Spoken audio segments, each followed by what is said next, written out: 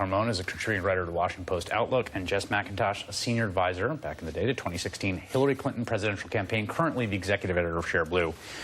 How are you processing or thinking about the Weinstein story a year after that story about the president? Yeah, watching those clips was tough. I haven't seen those since, and They're pretty bad. I remember that week on the campaign. That was, I think, the hardest week psychologically on the campaign.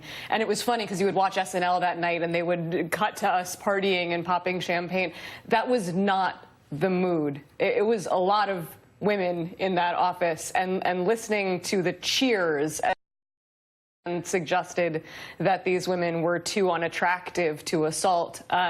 There was no political upside to that. The fact that we didn't even know that he was going to win at this point, but the fact that somebody had come that far with that kind of backing, making that kind of statement, already showed that we were much farther gone as a country than I had previously realized. I think at this point, aside from the perpetrators, for the most part, we believe there are decades of women who all come forward with the same story. At this point, thank God, we tend to believe them as a society. And I think people believe that this happened. They just didn't care enough to not elect him. Yeah. When he said in that Access Hollywood tape, he said something like, when you're a star, they just let you do it. Mm-hmm. The women, the 53% of white women, the majority of men who voted for him, proved that right. They proved that there would be no consequences for it, and that's why I think it's so extraordinary that we're seeing these latent consequences now, finally. For Weinstein, but do you think Jess said that they believed him but didn't care? Do you think that's true, or they didn't believe it?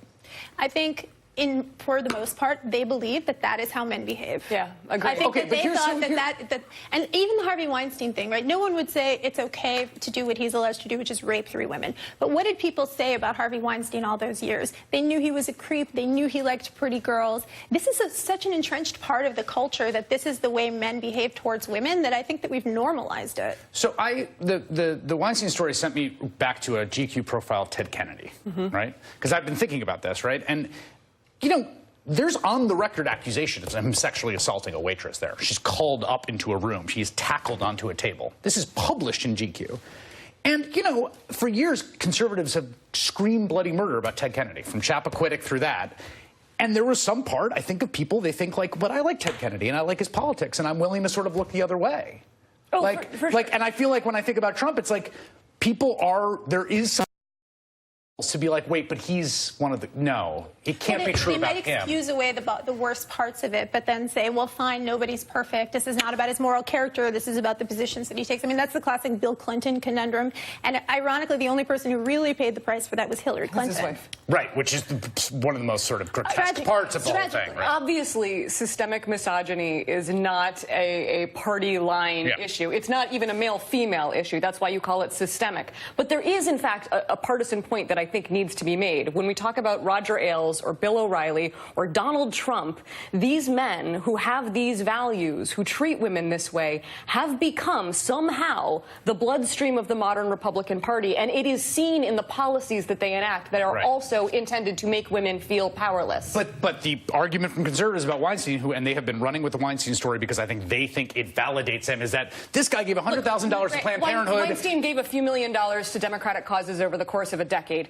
Roger Ailes became the architect of the modern Republican Party. The most important piece of infrastructure that they have is Fox News. I would also invite these conservatives over to feminist land, where in this universe, we have been critiquing abuses of male power. 100%, yes. Right? So it's not the same to say that liberals have excused Ted Kennedy and Bill Clinton. If you look hard enough, and if you actually listen to what feminists are saying, present company excluded, you can hear that there is a critique because you're right that it's not a male-female thing, but in a society where men have a monopoly on power, and especially in television, in entertainment, where very few people have the power to decide whether somebody gets work or not, and it's a very subjective assessment where looks are a part of the people game. talk, people been talking about casting couches like this, like cartoonish. That's going to happen, but the question is, again, the commonality here is male abuse of power, male monopoly on power, and maybe one party has policies to address that, but no party is immune from that kind of abuse. I want to.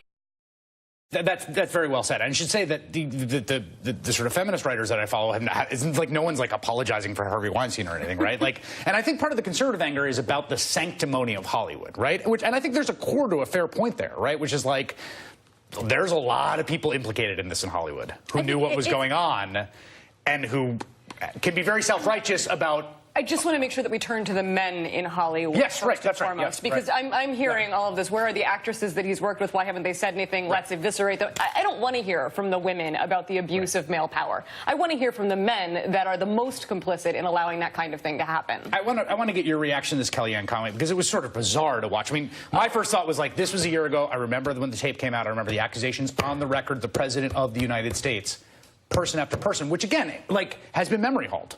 Like, he is accused of sexual assault. He boasted about sexual assault. This is Kellyanne Conway. It took Hillary about 5 minutes to blame NRA for Madman's rampage, but 5 days to sort of kind of blame Harvey Weinstein for his sexually assaults. I guess sick.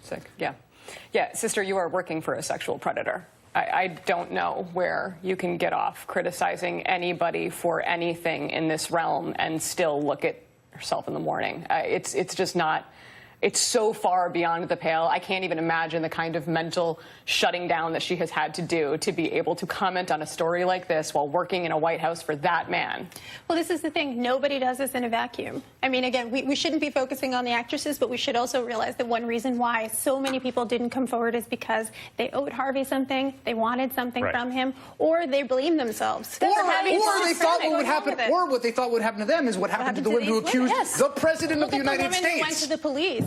She wore a wire, right? The woman who went to the police on the Harvey Weinstein case, they declined to prosecute despite the fact that he said that he basically admitted on tape that he assaulted her. She did everything that you asked of a victim. Why didn't you go to the police? Why didn't you do everything that they said? She did. She went back to him wearing a wire. And his legal team smeared her so badly that the cops wouldn't prosecute the case that they understood they already had. And that's why. When I read that smearing today, we went back to look at those rally tapes. The President of the United States. Absolutely. These women are liars.